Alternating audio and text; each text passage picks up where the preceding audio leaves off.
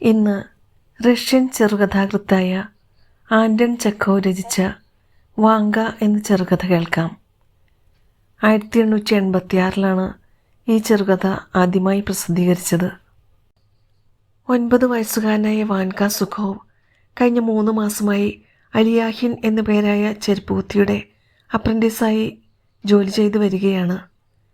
ആ ക്രിസ്മസ് രാത്രിയിൽ അവൻ്റെ മുതലാളിയും ഭാര്യയും ബാക്കി ജോലിക്കാരും പാതിരാ കുർബാനയ്ക്ക് പോകുവാനായി കാത്തിരിക്കുകയായിരുന്നു.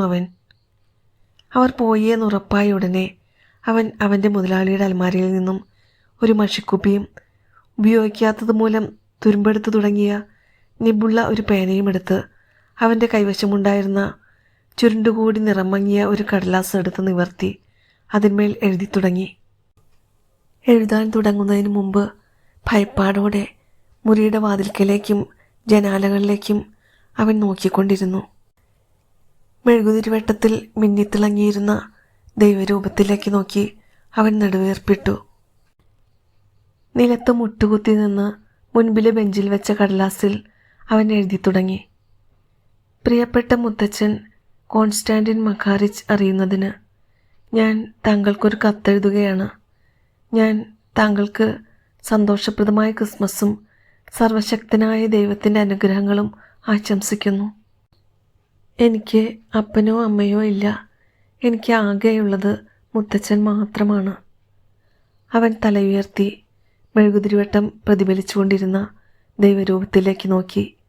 സാവകാശം അവൻ്റെ മുത്തച്ഛൻ കോൺസ്റ്റാന്റിൻ മഖാറിച്ചിൻ്റെ രൂപം അവൻ്റെ മനസ്സിൽ തെളിഞ്ഞു വന്നു. 65കാരനായ അവൻ്റെ മുത്തച്ഛൻ ചിവരെ കുടുംബക്കാരുടെ കാവൽക്കാരനാണ്. അസാധാരണ ചുറുചുറുക്കുള്ള, എപ്പോഴും ചിരിക്കുന്ന മുഖവും ഒരു മദ്യപാനിയുടേതെന്ന് തോന്നിപ്പിക്കുന്ന കണ്ണുകളുമുള്ള ഒരു കൊച്ചു മനുഷ്യനായിരുന്നു അയാൾ. പകൽ മുഴുവനും അയാൾ ജോലിക്കാർക്കായുള്ള അടുക്കളയിൽ കിടന്നുറങ്ങുകയോ അടുക്കളക്കാരികളുമായി തമാശ പറയുകയോ ചെയ്യുകയായിരിക്കും. രാത്രികളിൽ അയാൾ ഒരു ആട്ടിൻതോല് കൊണ്ടുള്ള ജാക്കറ്റും അണിഞ്ഞ് ചിവരെ കുടുംബത്തിൻ്റെ വീടിനും പറമ്പിനും ചുറ്റും തൻ്റെ ലാത്തിയുമായി റോന്തു ചുറ്റുകയാവും. അവരുടെ നായ്ക്കൾ വയസ്സി കാഷ്ടങ്കയും ഈലും തല താഴേക്ക് തൂക്കിയിട്ട് അവനെ പിന്തുടരുന്നുണ്ടാവും. കറുത്ത നിറവും ഏതാണ്ട് കീരിയെപ്പോലെയുള്ള നീണ്ട ശരീരവുമാണ് അവന് ഈൽ എന്ന പേര് നേടിക്കൊടുത്തത്.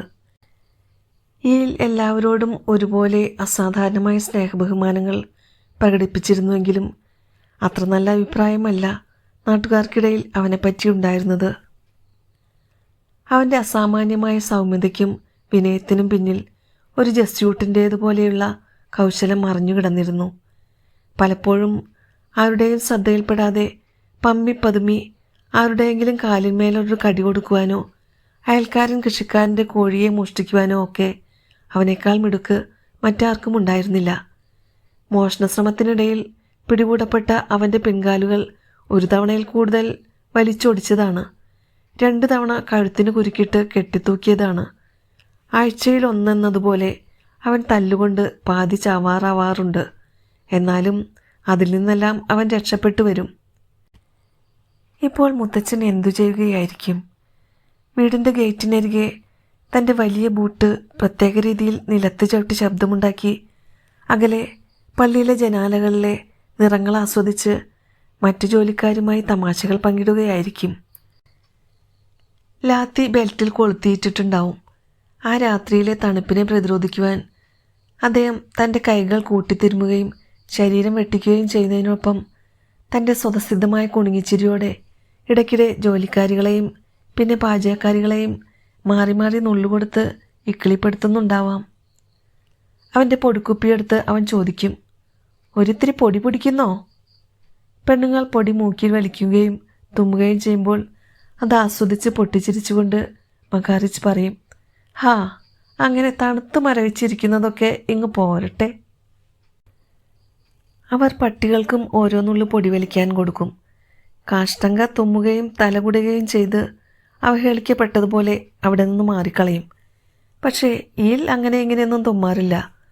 പകരം നന്ദി അറിയിച്ച് വാലാട്ടി കാണിക്കും. നല്ല കാലാവസ്ഥയാണ്. അന്തരീക്ഷം കാറ്റേതുമില്ലാതെ ശാന്തവും ശുദ്ധവുമാണ്.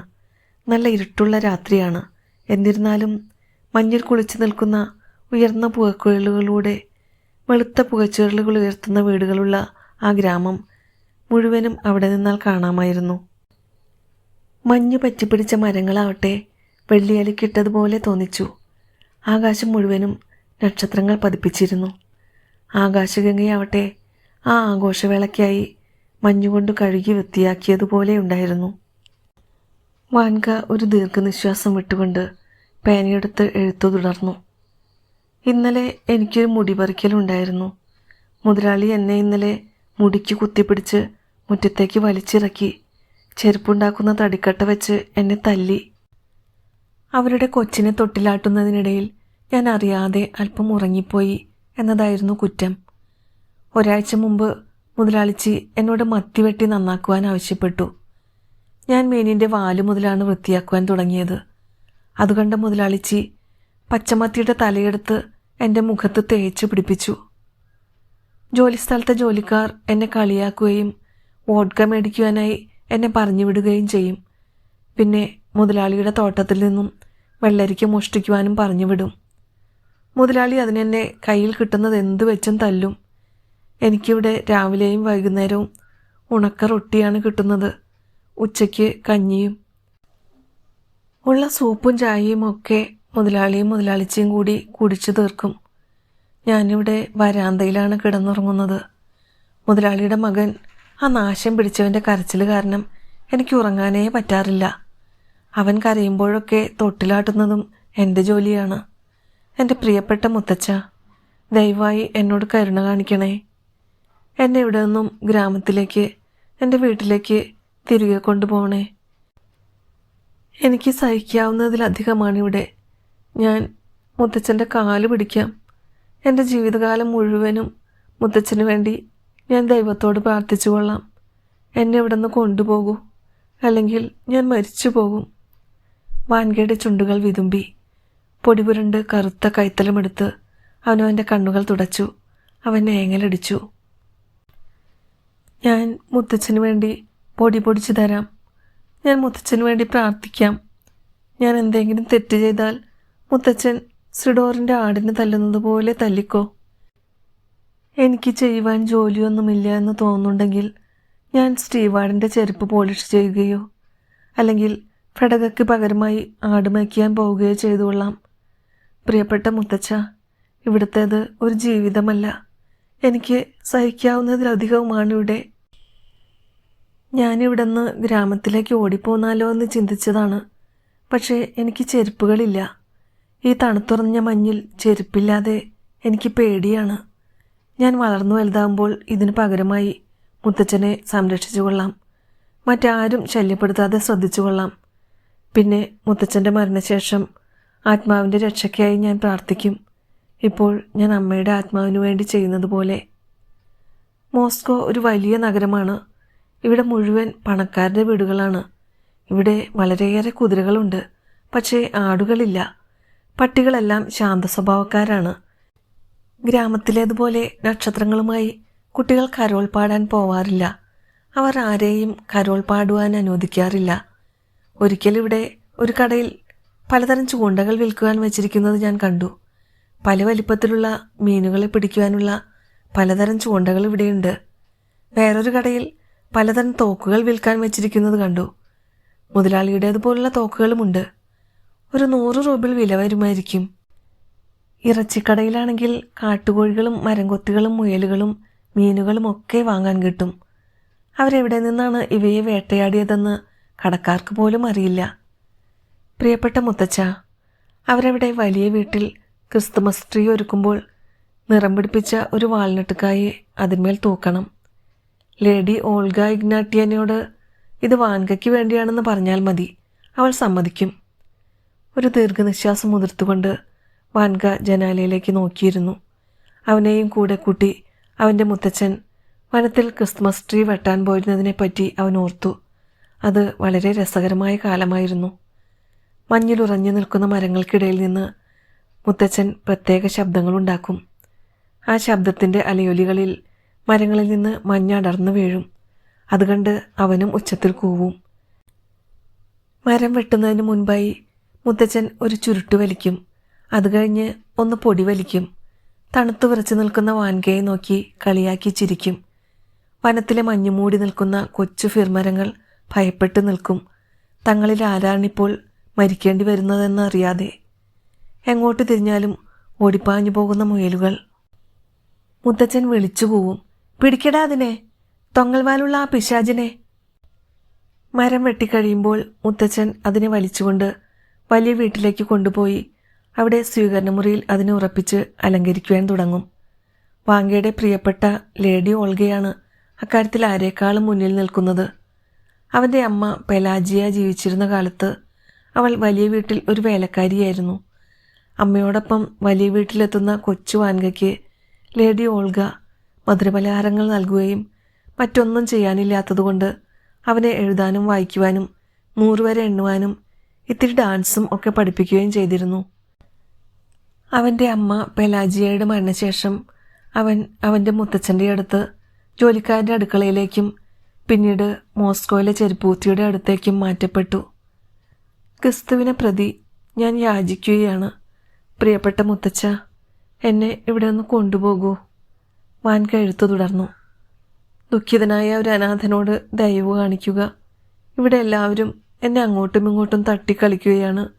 എനിക്ക് ഭയങ്കരമായി വിശക്കുന്നു. ഞാൻ മുഴുവൻ നേരവും കരയുകയാണ്. ഞാൻ അനുഭവിക്കുന്ന ദുരിതം എന്താണെന്ന് എനിക്ക് പറയുവാനാവുന്നില്ല. ഒരു ദിവസം മുതലാളി ഒരു തടി കൊണ്ട് എൻ്റെ തലയ്ക്കടിച്ചു. ഞാൻ അടികൊണ്ട് നിലത്ത് വീണു. എൻ്റെ ജീവിതം കഷ്ടമാണ്. അല്യോനയ്ക്കും ഒറ്റക്കണ്ണി യേഗോർക്കാക്കും എൻ്റെ ആശംസകൾ. എൻ്റെ ഹാർമോണിയം മറ്റാർക്കും കൊടുക്കരുത്. ബഹുമാനത്തോടെ താങ്കളുടെ കൊച്ചുമകൻ ഇവാൻ സുഖോ. മുത്തച്ഛൻ വരണം. വാൻക എഴുതിക്കൊണ്ടിരുന്ന കടലാസ് 2 തവണ മടക്കി. അവൻ കഴിഞ്ഞ ദിവസം ഒരു കോപ്പക് കൊടുത്തു വാങ്ങിയ കവറിലിട്ടു. അല്പമൊന്ന് ചിന്തിച്ച ശേഷം പേന മഷിയിൽ മുക്കി അവൻ അഡ്രസ്സ് എഴുതി. ഗ്രാമത്തിലുള്ള മുത്തച്ഛന്. ഇത്തിരി നേരം കൂടി തലചൊറിഞ്ഞിരുന്നതിന് ശേഷം അവൻ ഇതുകൂടി അതിൻ്റെ താഴെ എഴുതി ചേർത്തു. കോൺസ്റ്റന്റൈൻ മഖാറിച്ച്. അവൻ്റെ എഴുത്ത് ആരുടെയും ശല്യമില്ലാതെ എഴുതി തീർക്കുവാൻ സാധിച്ചതിൽ അവൻ സന്തോഷവാനായിരുന്നു. അവൻ അവൻ്റെ തൊപ്പിയെടുത്തു വെച്ചു. അവൻ്റെ കോട്ടിടുന്നതിനെപ്പറ്റി അവൻ ഓർത്തതേയില്ല. അവൻ നഗരവീഥിയിലേക്ക് ഓടിയിറങ്ങി. എഴുത്തുകൾ പോസ്റ്റ് ബോക്സുകളിലാണ് ഇടുന്നതെന്നും പോസ്റ്റ് ബോക്സുകളിൽ നിന്ന് അവ കുടിയന്മാരായ ഡ്രൈവർമാർ ഓടിക്കുന്ന മേൽവണ്ടികളിൽ ലോകമാകമാനം എത്തിച്ച് വിതരണം ചെയ്യുമെന്നും ഇന്നലെ ഇറച്ചിക്കടയിലെ വിൽപ്പനക്കാരനാണ് അവന് പറഞ്ഞു കൊടുത്തത്. വാൻക അവിടെ അടുത്തുള്ള പോസ്റ്റ് ബോക്സിൻ്റെ അടുത്തേക്ക് ഓടിയെത്തി. അവൻ്റെ വിലയേറിയ കത്ത് പോസ്റ്റ് പെട്ടിയുടെ വാതിലിലൂടെ പെട്ടിക്കുള്ളിലേക്കിട്ടു. 1 മണിക്കൂറിന് ശേഷം മധുരതരമായ പ്രതീക്ഷകളുടെ താരാട്ടിൽ അവൻ ഉറങ്ങി. അവൻ ഒരടുപ്പിനെ സ്വപ്നം കണ്ടു. അടുപ്പുപാതകത്തിലിരുന്ന് കാലുകളാട്ടി അടുക്കളക്കാരികൾക്ക് എഴുത്തു വായിച്ചു കേൾപ്പിക്കുന്ന മുത്തച്ഛൻ. അടുപ്പിനടുത്ത് മുത്തച്ഛനോട് ചേർന്ന് വാലുകളാട്ടി ഈലും കാഷ്ടാംഗയും. ആന്റൺ ചെക്കോവ് എഴുതിയ വാൻക എന്ന ചെറുകഥ ഇവിടെ അവസാനിക്കുകയാണ്.